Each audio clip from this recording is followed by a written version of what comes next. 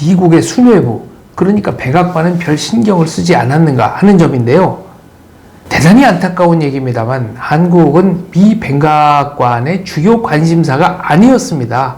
어떻게 보면 뭐 포기해도 그렇게 아깝기는 하지만 뭐 크게 뭐 사활적 이익이 걸린 지역이 아니었다는 겁니다.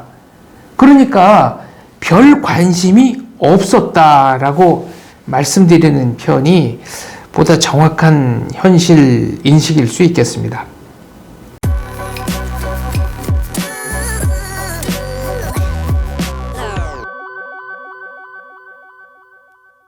그렇다면 왜 이승만은 단정 수립, 이승만 독트린을 발표했고 왜 다른 사람들은, 다른 우익 지도자들은 이런 발언을 하지 않았던 것일까요? 이건 이승만이 용기가 있었기 때문입니다. 당시부터도 벌써 주요 언론사 그리고 지식인 사회는 좌익들이 많았습니다. 이런 사람으로부터 온갖 비난을 당하고 왕따를 당했던 것이죠. 다른 우익 지도자들은 그런 것들을 돌파할 용기가 없었다라고 해야 될까요? 약간 눈치를 봤다고 해야 될까요?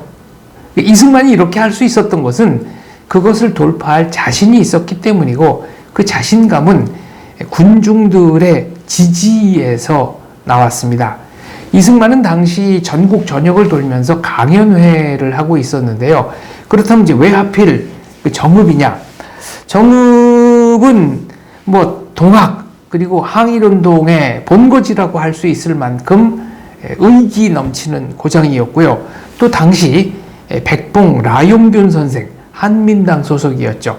그 라용균이라는 지도자가 있었습니다.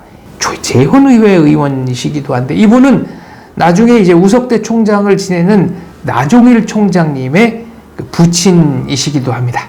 기록에 보면 이승만이 조직했었던 수많은 지방 강연 중에서도 정읍에 특히 상당히 많은 인파가 몰렸다고 합니다.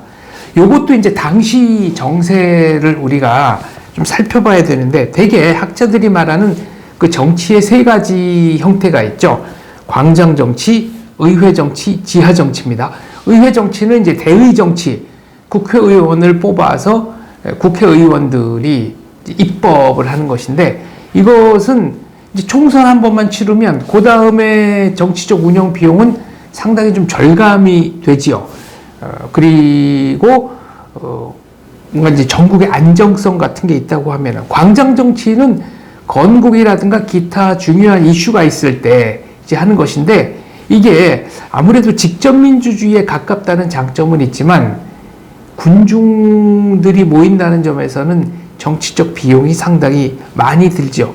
지하 정치는 뭐 운동권들이 하는 뭐랄까요, 암약, 지하 운동, 뭐 혹은 이제 우익들의 그 프랑스의 레지스탕스 등등을 생각하시면 되겠습니다. 아무튼 당시는 건국 전이었기 때문에 광장 정치를 할 수밖에 없는 상황이었고, 그 광장 정치의 일환이 전국 순회 강연 및 집회였으며 당시 정읍에 상당히 많은 인파가 몰렸다라는 것이 사실이 되겠습니다. 이 정읍 독트린, 이승만 독트린 선언 이후에 전국의 주도권은 이승만 쪽으로 빠르게 넘어옵니다. 민심의 향배가 그쪽으로 향했던 것인데요. 첫째, 이승만은 소신 있는 정치인이다 라는 인상을 줬습니다. 둘째, 이승만의 주장에는 일관성이 있다 라는 면에서 신뢰감을 획득했습니다. 셋째, 이것이 저는 가장 중요한 포인트라고 보는데, 이승만이야말로 현실적 대안을 제시하는 사람이구나 라는 그런 인식이 대중들에게 널리 퍼졌다고 생각합니다. 자, 그렇다면 이승만은 어떻게 소련의 야욕을 꿰뚫어 볼 수 있었을까요? 당시에 북조선에서, 그러니까 소련과 김일성 일당이 장악한 북조선에서 온갖 박해를 받고 남쪽으로 내려온 서북인들의 증언이 있었습니다. 그리고 미국에서 오랫동안 활동하면서 공산주의자가 어떤 놈들인지를 이미 겪어서 알고 있었던 게 이승만이죠. 그 이승만은 공산주의자는 호열자 균과 같다. 사람과 호열자 균이 어떻게 동등한 입장에서 대화를 나눌 수 있겠느냐? 대화를 나눌 수가 없다라고 했습니다. 그리고 미 군정의 압박을 받으면서 또 이런 독트린을 선언했을 때 정치적으로 고립될 수 있다는 위험 부담을 안고서 승부수를 던진 거나 마찬가지죠. 소련은 북한을 위성국화할 야욕이 있었다. 이거 지금은 누구나 알지만 당시에는 뭐 아는 사람이 그렇게 많지 않았던 것 같고요. 그래서 소련이 임시정부 협의체에서 반탁단체, 그러니까 한반도를 유엔의 신탁통치 하에 두고 신탁통치 기간이 끝난 뒤에 말하자면은 총선거를 실시하자. 여기에 이제 공산당만 빼고는 거의 다 반탁, 신탁통치 반대를 하죠. 소련은 임시정부 협의체에서 이 반탁단체들을 배제하기로 합니다. 그래서 이승만 대통령은 소련의 야욕을 좀 더 확실하게 알아차리지 않았는가 하는 생각이 듭니다. 여기서 주목해야 할 점들이 몇 가지가 더 있습니다. 1946년 6월이라는 요 시기에 한국독립당 서울시당 위원장이던 해공 신익희, 임정의 요원이었죠. 해공 신익희가 한독당을 탈당하고, 그러니까 서울시당 위원장직을 사퇴하고 이승만 진영 쪽으로 들어옵니다. 그리고 공산당 인사였지만 뭔가 공산당의 그 변방으로 밀려나 있던 축산 조봉암도 전향을 해서 이승만의 입장에 지지를 표하게 되죠. 그래서 결론적으로 다시 한번 말씀드립니다. 6.3 선언, 이승만의 정읍 발언은 이승만 독트린, 새로운 통일 선언으로 봐야 한다라는 겁니다. 두 번째는 한간에서 주장하듯이 단정 수립을 주장한 것이 아니다라는 겁니다. 왜? 좌익이 주도한 언론계와 지식인 사회의 분단 책동 공격에 맞서 싸운 매우 용기 있는 발언이었기 때문이죠. 세 번째, 가장 정확하게 현실 인식을 하고 가장 분명하게 현실적 대안을 제시한 것이다. 네 번째, 이것은 단계적으로 통일을 향해 나아가는 이승만의 구상이 들어있는 발언이다. 다섯 번째, 이승만이 정말로 우려했던 것. 바로 이 점 때문에 저는 정읍 독트린이 나왔다고 생각합니다.